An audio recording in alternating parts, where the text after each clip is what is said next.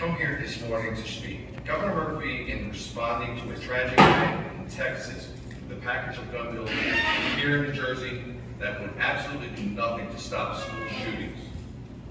I think increasing school security is something we all agree we should do. So why are we doing that? Governor Murphy doesn't want to talk about the fact that he cut $375 million that the legislature approved for school security projects. Back in 2018, the legislature approved a ballot initiative that would have allowed voters to decide whether to dedicate $1 billion to the fund of capital projects at our schools and county and colleges. Under that bipartisan plan, $450 million of the $1 billion that would have been dedicated to funding school security projects to help protect our K-12 schools. Before it could get to voters, Governor Murphy conditionally vetoed the legislation and cut the total funding in half. Most importantly, he also eliminated any dedicated funding for school security. The measure moved forward with the governor's cuts, and it was approved by the voters back November. Instead of the $450 million that the legislature's originally approved, only $75 million was eventually made available by the Murphy administration for school security. Today, almost all of that $75 million has been spent, showing a great demand for the help of local schools districts to complete these important security projects. It's likely that the Governor Murphy's reckless decision to cut school security funding has left many projects incomplete for the lack of funds. But instead of addressing that failure of Governor Murphy's administration, we are now considering a package of gun bills that will do nothing to stop school shootings or better protect our children or their teachers. As we all know, New Jersey already has gun laws that are among the most restrictive in the entire nation. These new proposals will only impact law-abiding citizens who will suffer a further erosion of their rights and who will find themselves charged for the technical violations of the law.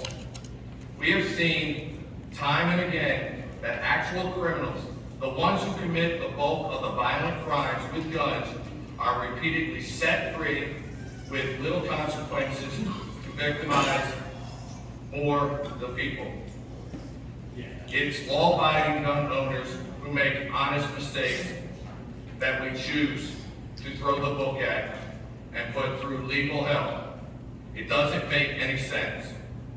We know that violent criminals who actually commit gun crimes, including thousands released from jail by Governor Murphy's administration since the start of the pandemic, will pay absolutely no attention to these laws.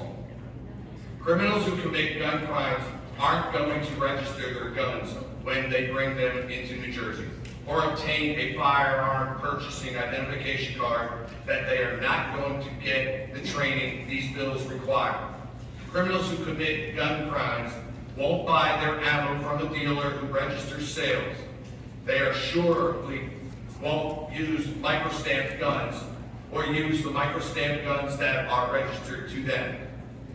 And if anyone can tell us the last time a .50 caliber rifle was used in the commission of a gun crime, I would love to know.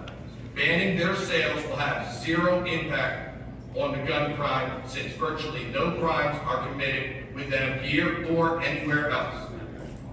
Why don't we do more to hold the actual criminals accountable instead of turning more good people who follow the law into criminals?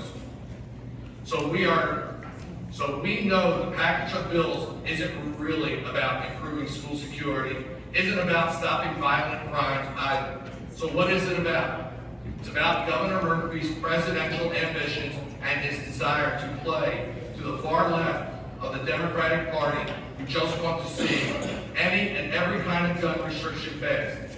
Even bills like these that do nothing to stop the kind of tragic shooting that happened recently in Texas.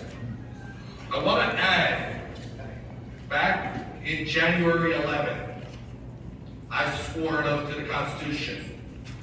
Senate President Secretary, here, you recall, I had the Constitution on top of the Bible. And not only swore an oath on the Bible, but to the Constitution. I believe every one of you members swore an oath to the Constitution.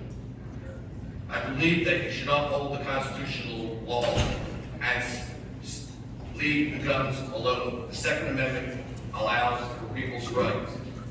So I'm asking you to reject all these bills and not put them forward. You've already restricted law-abiding citizens' rights, and I'm asking for you to stop. Thank you.